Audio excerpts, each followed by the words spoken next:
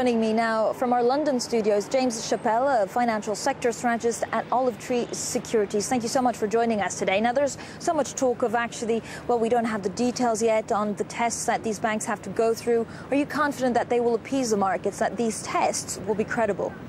Well, I think that's the main issue at heart, and as we've seen this morning with some of the news flow being leaked, they're still deciding almost what disclosure is going to be published with the test results on Friday. And I think that, as we've seen with the news in the last couple of days, most banks seem to be passing the tests, and ultimately the balance between the number of banks that do or don't pass the test and disclosure needs to be right to reassure the market that the bank sector is going to have the confidence to deal with the economic scenario ahead of them. But, James, we are getting more and more details, actually, of these three scenarios, possibly, that they'll have to go through. I mean, give me a figure. Let's say 3, 4, 5 banks don't pass these tests. Will that be enough to mean that they're credible? Well, I think the market's looking for somewhere between 10 and 20 at the moment. So if you're looking at 3 or 4 at the moment, people are going to start to ask questions. But if the additional disclosure is enough that people can do their own tests on the banks and get an understanding of what the tests do mean, then I think that should give enough reassurance to the market. So you believe that 10 to 20 banks would actually fail the test? Where would they prominently be? In Spain, in Greece, some of the weaker countries? Or may we actually get a very big surprise from one of the trans-European banks?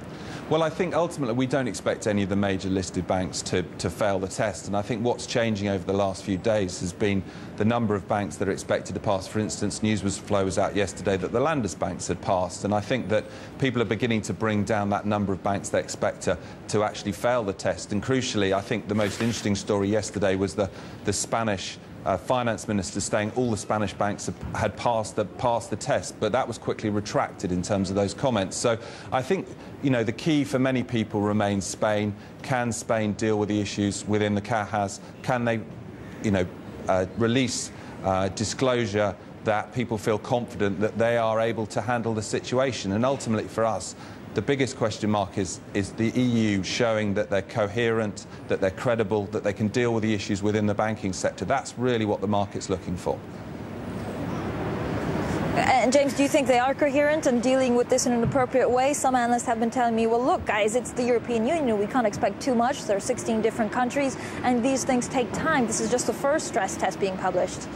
Well, I mean, ultimately, it's the first stress test that's been disclosed. It's the second stress test that the EU's undertaken in this regard. And I think for many people, the most important part is the disclosure, is that the authorities show, you know, for instance, that the FROB, the Spanish bank sort of rescue fund, and that SOFIN within Germany, that they will be willing to step in to support these institutions. I mean, with the Greek comments that you were showing earlier, the Greeks believe that the banks will pass the test. Ultimately, for them, the greater test is going to come with the IMF later in September, rather than necessarily with these tests at the moment. Yeah, James, thank you so much for that. James Chappel there.